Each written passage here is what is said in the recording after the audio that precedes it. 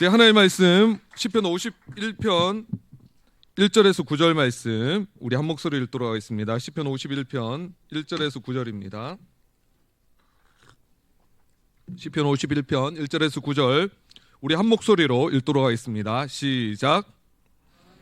주의 인자를 따라 내게 은혜를 베푸시며 주의 많은 긍휼을 따라 내 죄악을 지워 주소서. 나의 죄악을 말갛게 씻으시며 나의 죄를 깨끗이 제하소서.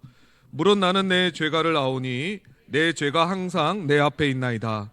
내가 주께만 범죄하여 주의 목전에 악을 행하였사오니 주께서 말씀하실 때에 의로우시다 하고 주께서 심판하실 때에 순전하시다 하리이다.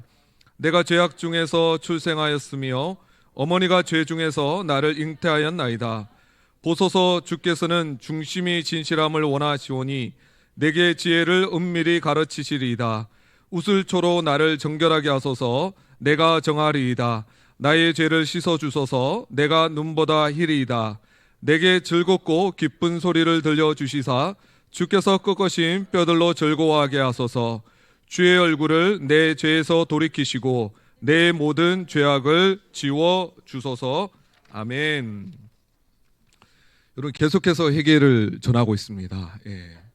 벌써 우리 순장님들 그룹 사이에서는 우리 회개가 너무 지속되다 보니까 너무 무겁습니다. 목사님, 언제까지 회개해야 합니까? 이런 질문이 들어오고 있습니다.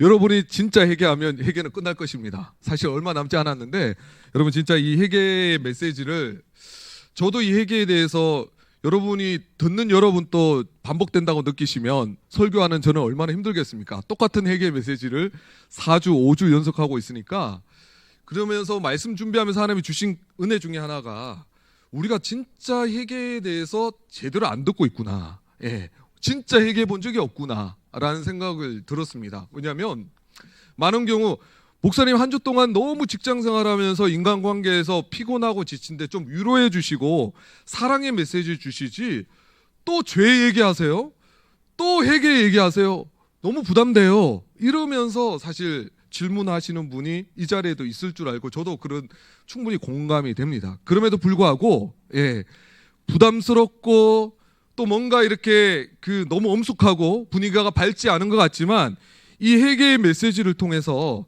진짜 여러분이 하나님 앞에 진정으로 회개하고 여러분이 여러분의 삶을 진지하게 돌아본다면 저는 이것이 여러분의 진짜 은혜의 기회가 될 줄 믿습니다. 그래서 오늘 제목은 회개의 기쁨을 회복하라라고 하는 것입니다.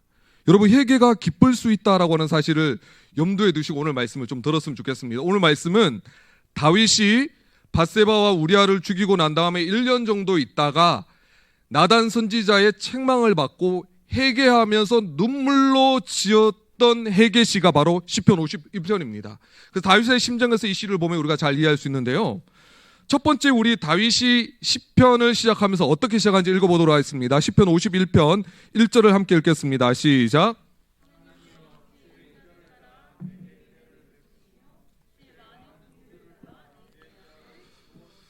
여러분, 우리는 많은 경우 회개할 때 우리가 회개했던 경험을 한번 보십시오. 우리가 많은 경우 고통스럽기 때문에, 힘들기 때문에, 하나님이 주시는 부담감 때문에, 때로는 우리의 죄책감 때문에, 양심의 가책 때문에 하나님 앞에 회개 기도했던 적이 분명히 있을 거예요. 근데 여러분, 잘 생각하시면 하나님께서 내 죄에 대한 징계가 됐던, 죄에 대한 결과로 내가 겪고 있는 고통, 통증, 형벌, 정죄, 징계, 죄로 말미암는 내 삶에 다가오는 여러 가지 삶의 어려운 무게들을 가지고 내 감정과 상황을 들고 들어가지 않았다라고 하는 걸 보십시오. 다윗의 입장에서 얼마나 죄책감이 들었겠습니까?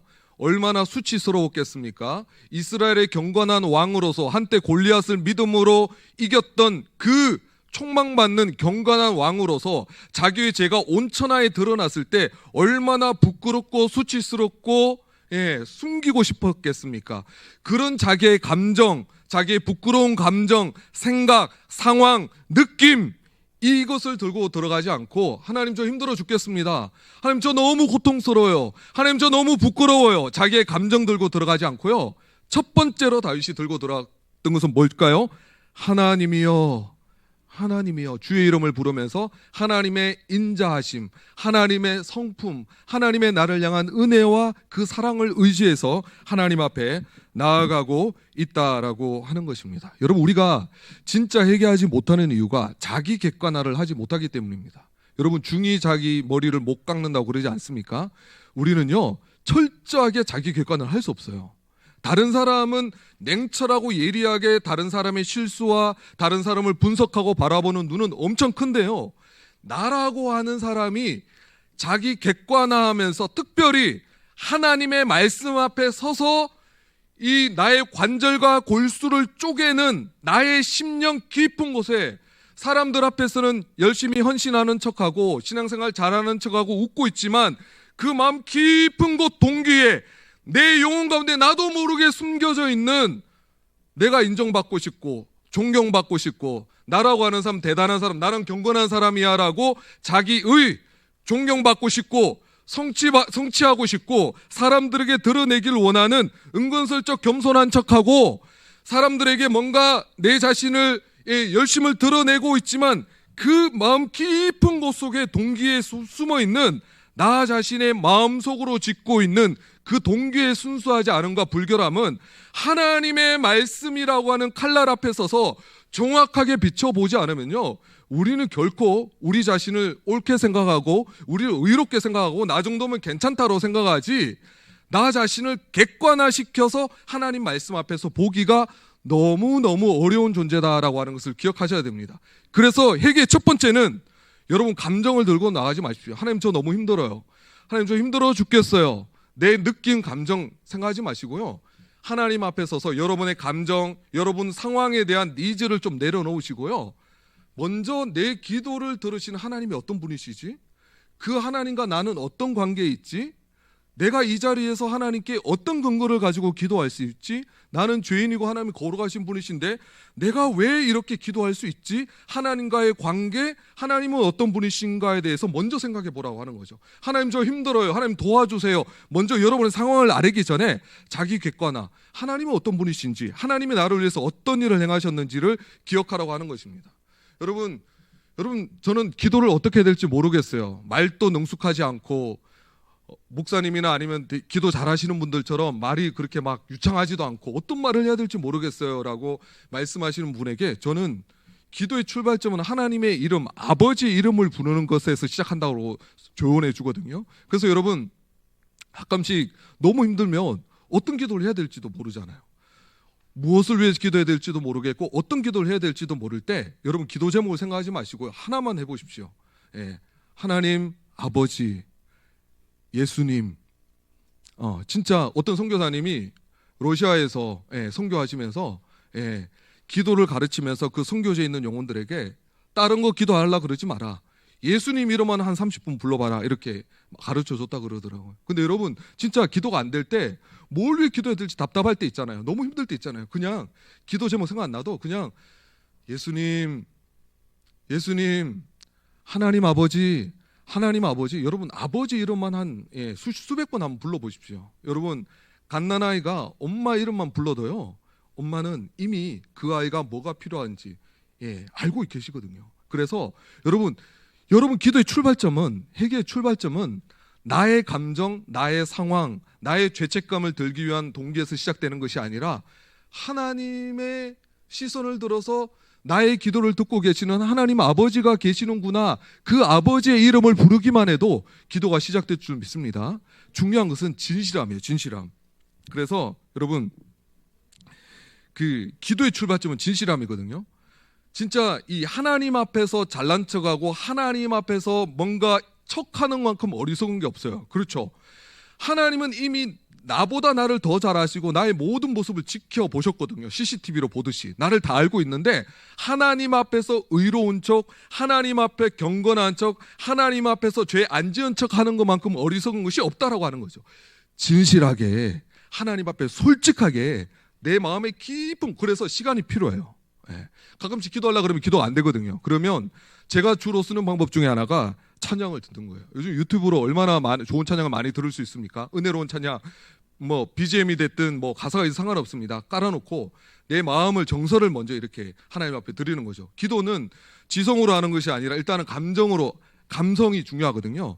이제 딱 깔아놓고 BGM을 깔아놓고 하나님 앞에서 정직하고 진실하게 진짜 내가 하나님 앞에 기도하려고 이 자리에 앉아 있는데 내 기도 들으시는 하나님은 어떤 분이시고 내가 어떻게 기도할 수 있지? 내가 어떻게 하나님의 자녀가 되었지? 하나님께서 어떻게 나를 자녀 삼아 주셨지? 오늘 성찬식을 통해서 예수님의 살과 피를 기념하고 또 기억하고 이미 알고 있지만 성찬식을 통해서 보이는 말씀 하나님의 아들 예수님의 살과 피를 직접 눈으로 보면서 다시 한번 생생하게 기억할 수 있는 거잖아요.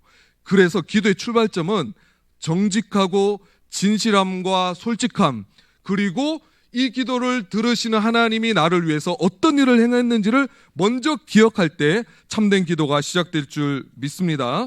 다음에 두 번째는 1절부터 3절까지 죄과 죄에 대해서 계속 언급합니다. 은밀히 말해서 다윗은 살인하지 말라라고 하는 6계명과 간음하지 말라는 7계명 두 가지밖에 범하지 않았지만 다윗은 죄라고 하는 죄는 죄다 다 지은 것처럼 고백하고 있다라고 하는 것입니다. 이것이 진실로 회개하는 모습이라고 하는 거죠. 사실 죄는 다 연결되어 있고 결국 나의 거짓말하고 속이고 뭐 어떤 여러 가지 어떤 죄의 열매들이 있지만 결국 그 들어가면 죄의 뿌리는 연결되어 있다라고 하는 거죠. 여러분, 죄를 깨닫는 것이 영성의 깊이라고 여러분 생각해 보신 적이 있습니까?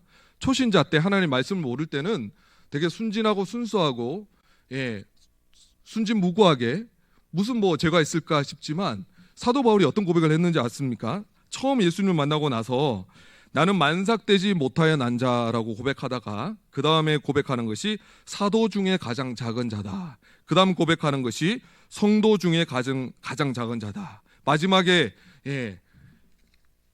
죄인 중에 괴수라고 고백하거든요. 사도 바울이 그만큼 더 악해졌다는 걸까요? 더 많은 심각한 죄를 지었다는 걸까요? 아니죠.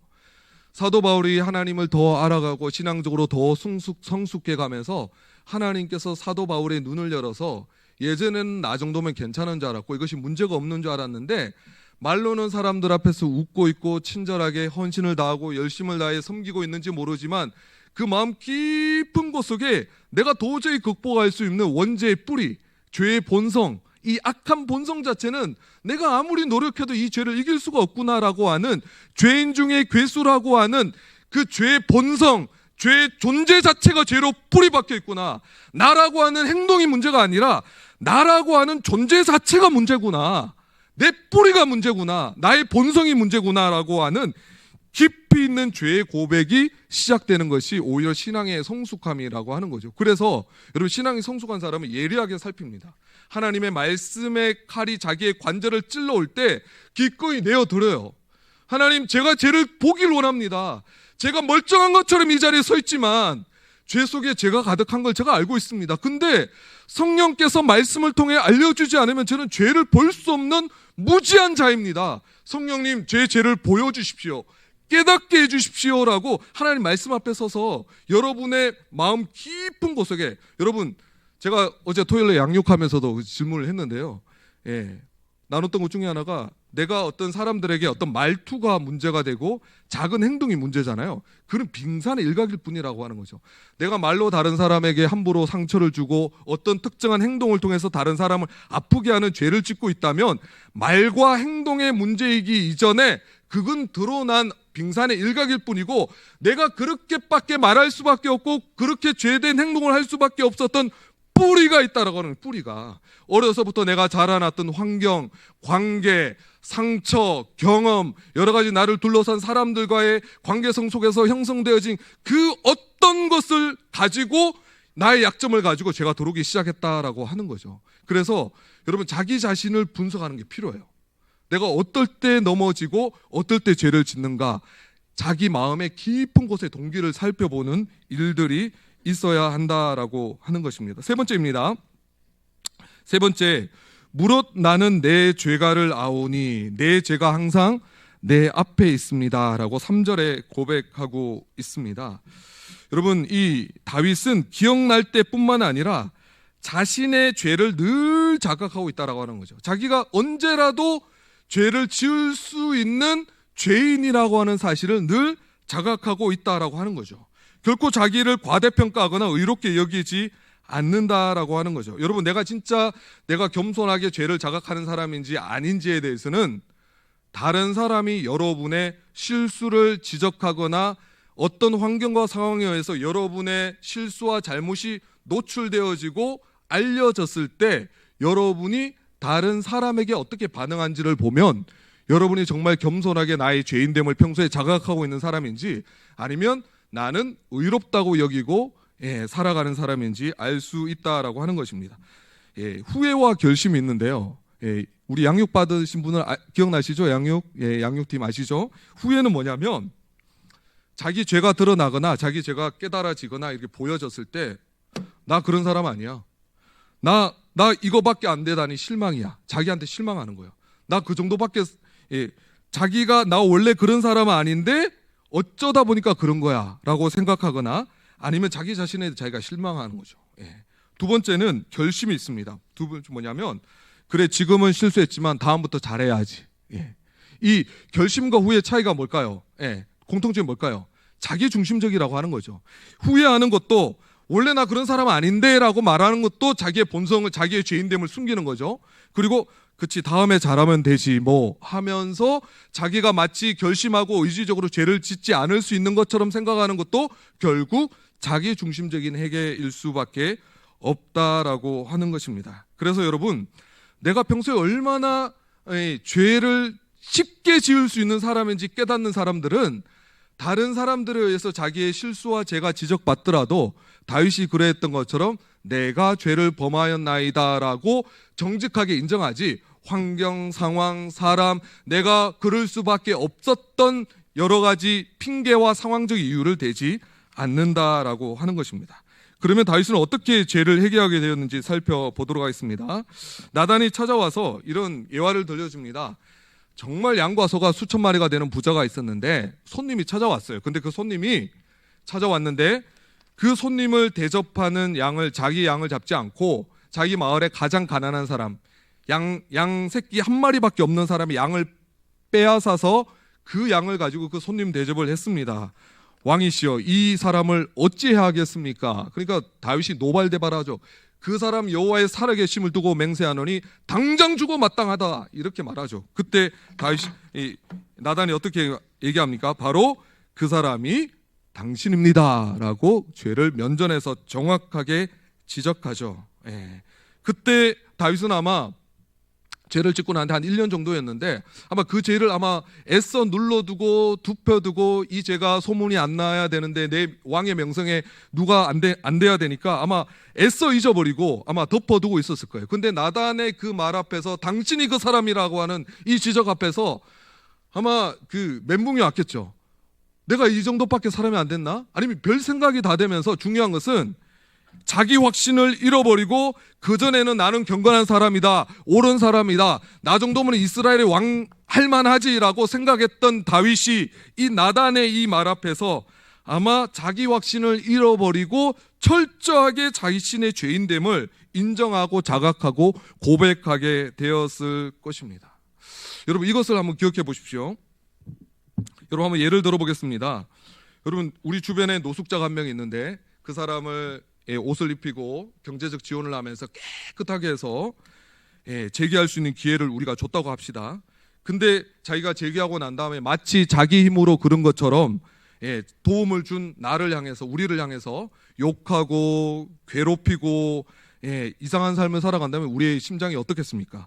또 쫄딱 망해서 다시 기회를 줘서 다시 재기할 수 있도록 내가 물심양면도 도와줬는데 또 다시 살아나고 나니까, 성공하고 나니까 또 배은망덕하게 괴롭히고 별 이상한 행동을 다 하는 거예요. 그런 사람을 우리가 어떻게 대해야 되겠습니까? 여러분이 생각하는 그대로 맞습니다. 여러분, 근데 우리 자신을 한번 생각해 보십시오. 하나님께서 우리에게 주신 은혜가 두 가지거든요. 첫 번째는 하나님께서 우리를 하나님의 형상으로 창조해 주셨다라고 하는 것입니다. 하나님께서 우리가 특별한 자격과 조건이 되어서가 아니라 이 땅에 태어나게 하시고 우리에게 필요한 모든 것을 주시는 창조의 선물을 주셨다라고 하는 거죠. 하나님의 형상으로 우리를 귀하게 여겨 주신 거죠. 또한 죄로 말미암아 죽을 수밖에 없는 우리에게 하나님의 아들 예수님의 생명 주시기까지 우리를 사랑하셨잖아요. 이 두 가지 은혜를 받았는데 우리는 배은망덕하게 계속해서 하나님을 배반하고 세상을 사랑하고 하나님을 떠나고 하나님의 실망스러운 행동을 하고 있다라고 하는 거죠. 아까 노숙자보다 훨씬 더 심한 거죠. 우리는 너무 이기적이고 자기중심적이고 다른 사람의 허물은 잘 보지만 나를 잘 보지 못하기 때문에 내가 죄인이라고는 사실을 너무너무 인정하기를 싫어한다라고 하는 거죠. 그래서 여러분, 이렇게 하나님께서 창조의 선물을 주셨고 구원의 선물을 주셨음에도 불구하고 내가 계속 죄를 지음으로써 하나님을 얼마나 떠나고 있고 배은망덕하게 살아가는지 이 구도만 생각하셔도 우리는 회개할 수밖에 없다라고 하는 것입니다. 그 다음입니다. 7절에 보면 우리 7절 말씀 함께 읽어보도록 하겠습니다. 시작.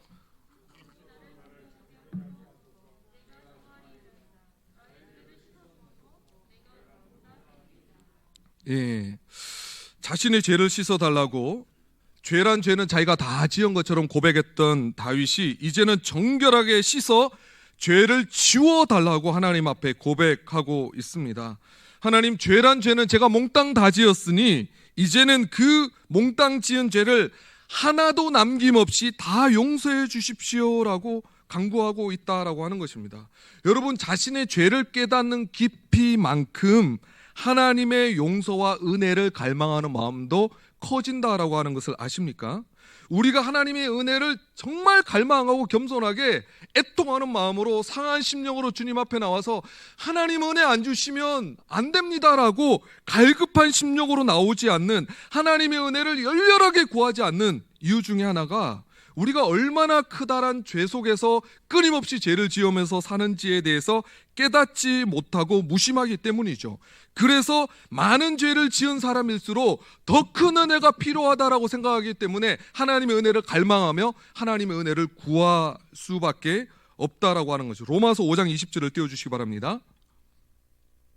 함께 읽겠습니다. 시작.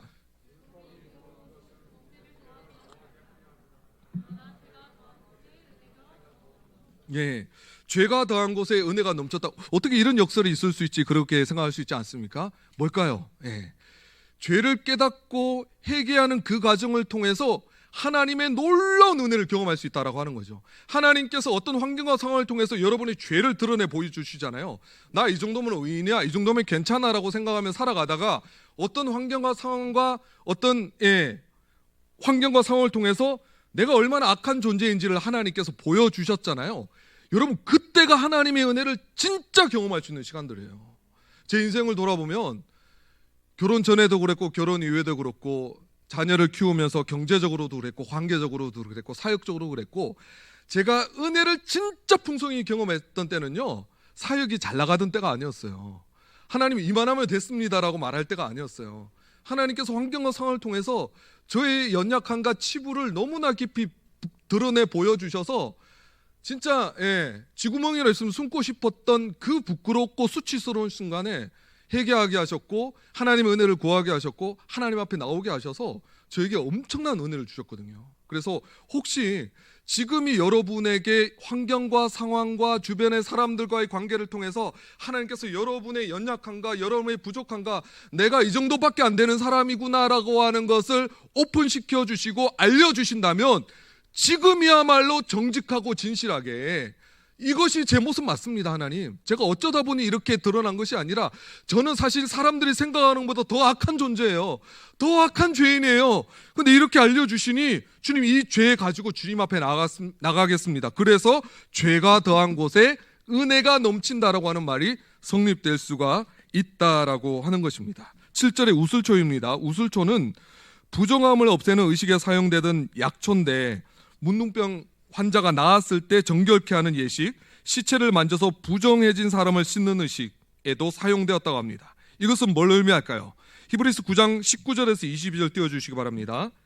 히브리서 9장 19절에서 22절 함께 읽겠습니다. 시작. 율법대로 모든 계명을 온 백성에게 말한 후에 송아지와 염소의 피 및 물과 붉은 양털과 우슬초를 취하여 그 두루마리와 온 백성에게 뿌리며 이르되 이는 하나님이 너희에게 명하신 언약의 피라 하고 또한 이와 같이 피를 장막과 섬기는 일에 쓰는 모든 그릇에 뿌렸느니라. 율법을 따라 거의 모든 물건이 피로서 정결하게 되나니 피 흘림이 없은즉 사함이 없으니라. 그래서 여러분, 우슬초로 정결하게 해달라고 하는 것은 결국 예수님의 십자가를 바라보고 예수님께서 십자가에서 흘린 피를 바라보라고 하는 것입니다. 여러분, 회개 그러니까 또 계속 자기 안에 갇혀 있을 수가 있거든요. 하나님, 저 죄인이에요. 이래 봐도 죄인이고 저래 봐도 죄인이고. 여러분, 그건 회개의 절반밖에 안 됩니다. 회개의 완성은 어디까지 가냐면 나의 죄인임을 철저히 깨달았으면 어디까지 나가야 될까요? 예수님을 바라보는 데까지 나아가는 것이 회개의 결말임을 믿으시기 바랍니다. 그래서 자신의 죄만 계속해서 바라보면요, 제가 아는 어떤 사람은 10년 신앙생활 했는데 아직도 자기는 구원 못 받았다고 생각하는 사람이 있습니다. 자기 죄만 바라보는 거죠. 그리고 극단적으로 죄만 강조하는 교회가 있을 수가 있거든요.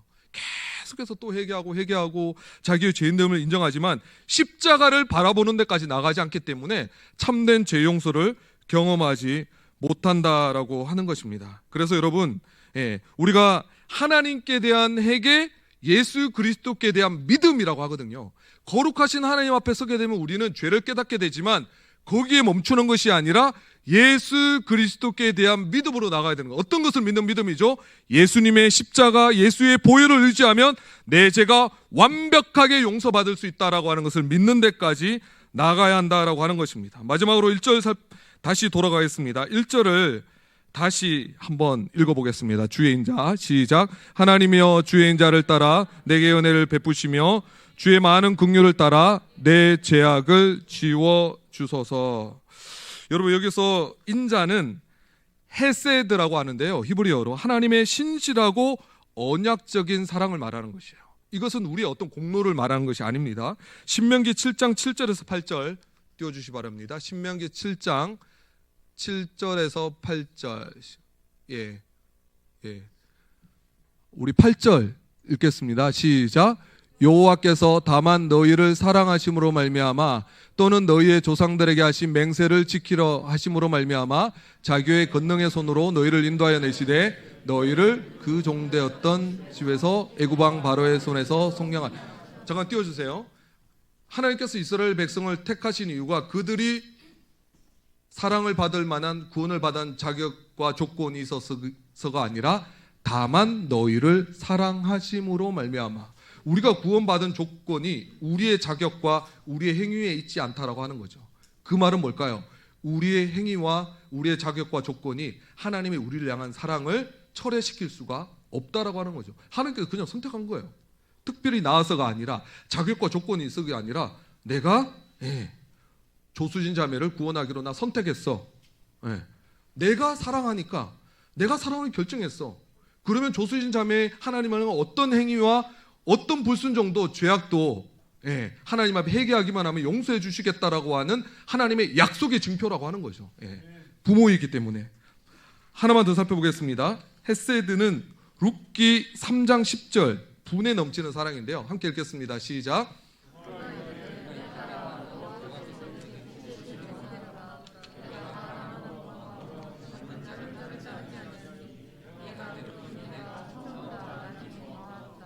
보아스의 말인데요, 룻은 혼자 되었지만 가지 않았고요, 나오미에게 늘 필요 이상으로 호의를 베풀어 주었습니다. 남편이 죽은 후에도 나오미를 따랐고 일했고 결국 보아스를 만나서 나오미의 혈통이 되게 한 거죠. 그래서 이때 보아스가 한 말이 처음보다 너의 인애가 더 크다라고 말하는 거죠.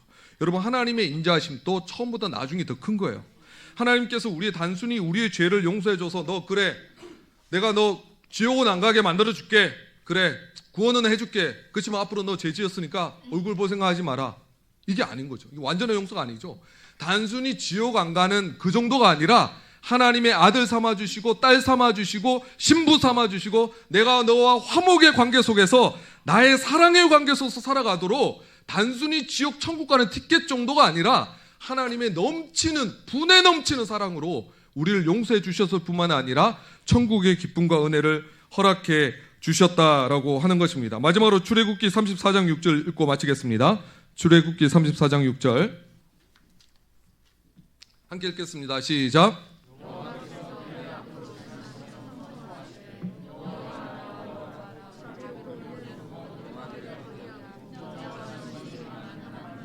하나님 어떤 분이시라고요? 자비롭고 은혜롭고 노하기를 더디하시고 인자와 진실이 많은 하나님이라. 여러분이 아무리 영적으로 침체 가운데 들어갔더라도 하나님은 선하시고 하나님은 자비로우시고 하나님은 의로우시고 하나님은 은혜가 많으신 분, 기다리시는 하나님이시라고 하는 하나님의 성품에 대한 믿음만 여러분이 가지고 있으면 여러분 언제라도 회복될 수 있습니다. 하나님을 의심하고 하나님이 정말 나를 사랑하실까? 하나님이 정말 선한 분 맞으실까라고 의심하는 순간 여러분 회복될 수 있는 길이 없어요. 근데 여러분이 아무리 어렵고 힘들어도 아무리 죄악 가운데 들어갔더라도 하나님의 선하심과 하나님의 인자하심과 노하기를 더디하시는 오래 참으시는 하나님의 나를 향한 사랑만 여러분이 믿을 수 있다면 여러분이 회복될 줄 믿으시기 바랍니다. 찬양 부르겠습니다. 시편 51편.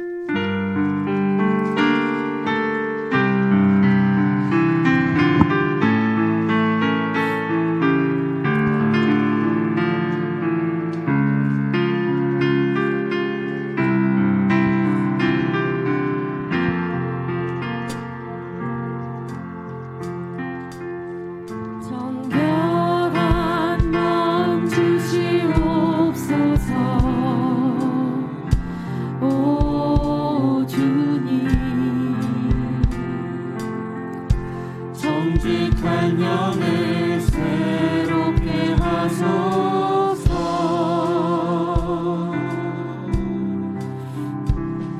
정결한 마음 주시옵소서. 오 주님, 정직한 영을 새롭게 하소서.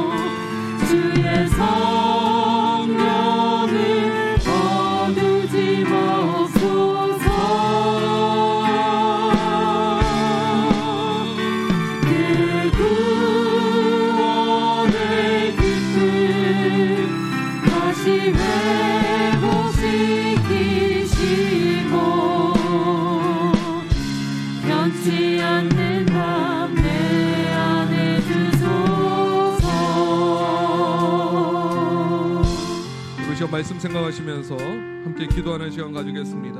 여러분, 반복해서 주님이 기뻐하시지 않는 죄를 지으면서 여러분 벼룩도 낯짝이 있지 어떤 체면으로 주님 앞에 나아갈까? 주님이 회개해야 되는 건 맞긴 맞는데요, 하나님 제가 면목이 없습니다. 주님 앞에 나아갈 수가 없어요. 너무 부끄러워요. 여러분 그때 믿음은 딴 게 아니라 뻔뻔스럽더라도 예수님의 인자하심과 십자가의 속죄 사건을 의지해서 주님 앞에 나아가는 것입니다. 내가 회개하지 않으면 소망이 없다는 걸 알고 내가 주님 앞에 나아가기가 너무 부끄럽다는 걸 알지만 그럼에도 불구하고 예수님 앞에 나아가는 것 외에는 내게 소망이 없다는 것을 알고 뻔뻔하지만 예수님 이름 부르면서 주님 앞에 나아가는 여러분 되시기 바랍니다. 이 시간 성령께서 여러분에게 생각나게 하시는 죄를 회개하시며 돌이키시며 예수 보혈을 의지하여 주님 앞에 나아가시는 기도하겠습니다.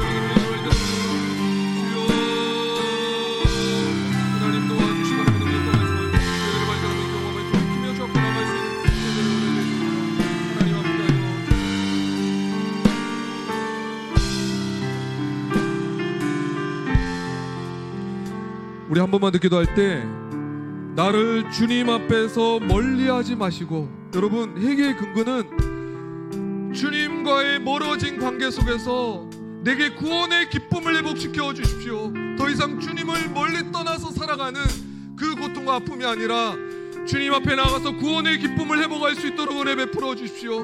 주님을 사랑하기 때문에 사랑하는 주님과의 관계를 회복하기 위해서 여러분이 회개를 강조하는 것입니다.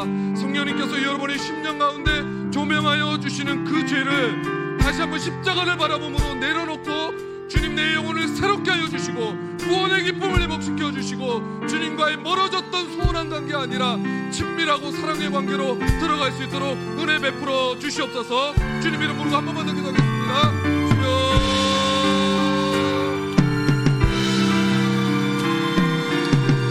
성령님 우리의 심령과 영혼의 은혜를 나눠 주시고 예수를 향한 사랑을 주의 능력과 은혜 말씀을 주시고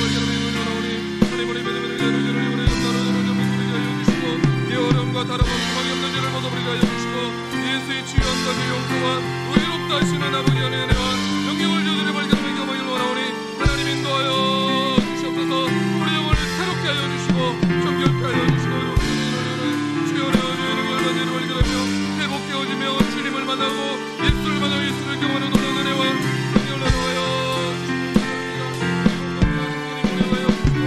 예수를 깊이 만나고 경험하는 치유하는 인정하는 죄를 신령이 되어 주시고 돌이키게 하여 주시고 예수님을 나눠하여 주시고 행하는 심령 가운데 찾아오시는 주의 은혜와 주의 능력을 경험케 하여 주시옵소서.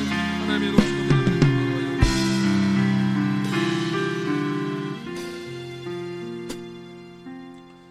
하나님 아버지 감사합니다. 우리 브릿지 공동체가 출범된 지 4개월이 지났습니다. 우리 공동체를 통해서 놀랍게 행하시는 하나님의 일로 인하여 하나님을 찬양합니다. 시간 간절히 구하옵기는 죄를 깨닫는 것이 하나님의 은혜이고 회개가 기쁨이고 회개가 하나님을 향한 사랑을 회복하는 길임을 우리를 주님의 품으로 다시 돌아오라고 부르시고 초청하시는 그 사랑의 음성을 듣고 이 자리에 있는 브릿지 멤버들 중에 하나님을 멀리 떠났던 자가 있다면, 구원의 기쁨을 잃어버린 자가 있다면, 잃어버린 탕자가 된 영혼들이 있다면 하나님 이들을 초청하시는 성령의 음성을 지금 내게 들려주시는 하나님의 음성으로 듣게 하여 주셔서 돌이키게 하여 주시옵소서. 회개하는 삶을 살아가게 하여 주시고 정직하고 진실하게 예수 이름 바라보고 부르짖게 하여 주시고 십자가 앞에 나올 수 있는 우리 브릿지 형제자매들에게 축복하여 주시옵소서. 감사드리며 예수 그리스도의 이름으로 기도합나이다.